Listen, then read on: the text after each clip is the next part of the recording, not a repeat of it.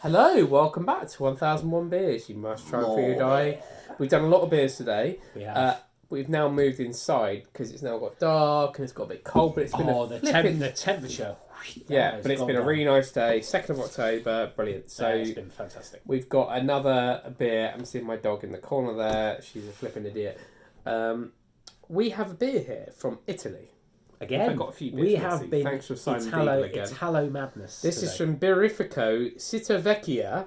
First brewed 2001. It's 8% and it is Formidable. Formidable. Or Formidable, as you say. I think it's Formidable. So would you like to sort out our I would absolutely love to make sure we can drink some beer. Yes, please, sir. So if I can get the lid off. You're doing it wrong. That's why. What am I doing?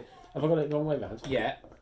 There we go. Hey. So, tasting notes, gorgeous mahogany colour, lightly cloudy with a thick white and persistent foam. Very rich and deep aroma with lots of cherry fruit, then licorice and a hint of smoky notes. Smoky notes. Now, the reason I said before I was going to read the notes is Formidable, or Formidable, was Inspector Maygray's favourite beer in the stories. Who's Inspector Maygrave? Never heard of Maygray? Oh, Maygrave. Oh, yeah, it was on ITV back in the day, wasn't it? Yes. That was like that was your Britpop ITV detective. So the series. it was based on novels. It wasn't just a TV thing. And the founder and brewer of this brewery was a great fan of novels and named his strongest beer after the Inspector's tipple. Thanks. It's alright. I'm trying to level it up. I'm getting a little bit tipsy now, so I've slightly misjudged the pouring. That's alright. It's fine. You can have more. So we've got the bottle first. Let's have a look at the bottle. So there is a guy who looks like a hipster. He looks like a hipster doing a Michael Jackson impression. Yes. Where he's got a massive beard. He's got a big ginger beard and pink suiting. I'll be perfectly honest. This is a pretty terrible label. It is. It's not good, is it? It's not good. That needs a rethink. It's not brilliant. I wouldn't have called it brilliant. But here we are, drinking a beer. Here we are. So we don't define there's no label listed, so we don't know. Maybe that's the whole thing. Yeah, it doesn't have a picture in that, no, does it? It's a small one here. Right, so should we go for the smell? Let's go for the old waftaroo. It smells of booze and stone fruit is what I'm getting from that.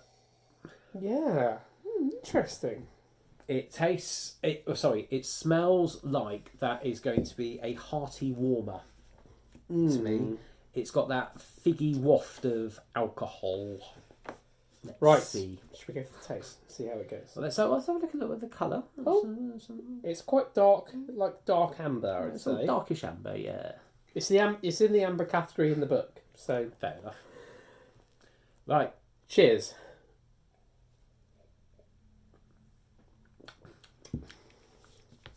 Oh, that does not taste like 8% at all. No, that's quite nice. As it started to go in, I was thinking Fuller's Vintage Ale. Yeah, and then it just goes, and then it just went and it's mellow. It's a pretty mellow beer. Because I actually quite like a beer that's got a strong forward taste and a mellow aftertaste. I think I quite enjoy that as a thing. And there's a slight warmth at the back of the mouth, but I would not say that was the ABV it claims to be. That's really good. That is very good. So it's I was expecting a sweet, boozy beer. I was expecting something that was harder to drink than what we've got here. But that is, again, as I said before to you, a well-balanced beer. Yeah, it's very well-balanced. It's well-balanced. There's a slight alkaline tint to it, not in a bad way, but there's definitely a slightly alkaline edge. It almost a chalky finish, I think. So there's so it does say that originally it was made as a special Christmas beer. But it was so successful that they produced it all the year round. It says the style is difficult to define. The yeast is British. The malt profile includes Pils, Munich, Vienna, some toasted barley malt. The hops are Hallertau Pearl for bitterness and East Kent Golding and Sars for aroma. Some sugar and a drop or two of coriander added to the recipe. The beer is matured for a couple of months, an extra month of maturation in the bottle. I mean, that's a real, that is a very interesting grain and hop bill. It is a funky bastardization of all sorts of stuff going on there. But in a really good way.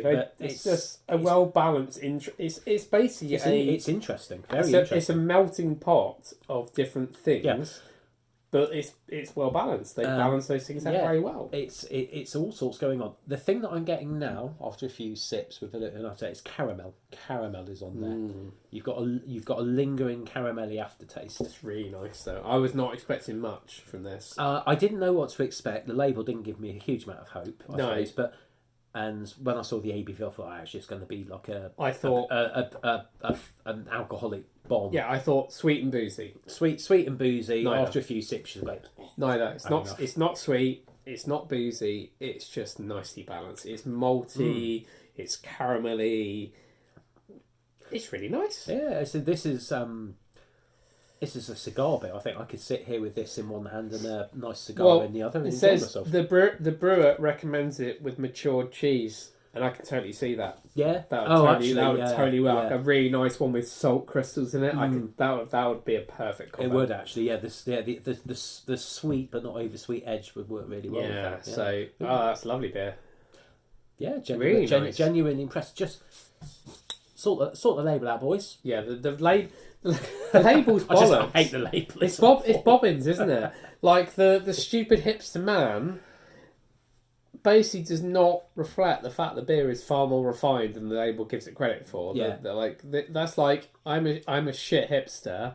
And it's a really good beer. And the colour of the label against the brown bottle, it's just all sorts of. Yeah, the bottle label is rubbish. The beer is great, but the beer is good. Now, thankfully, that way round. Like, I imagine there's lots of beers out there that look the part on the label, but are shit in the bottle. Now, thankfully, this one is the other way around. So, this is a grower. Sort out your ginger hipster.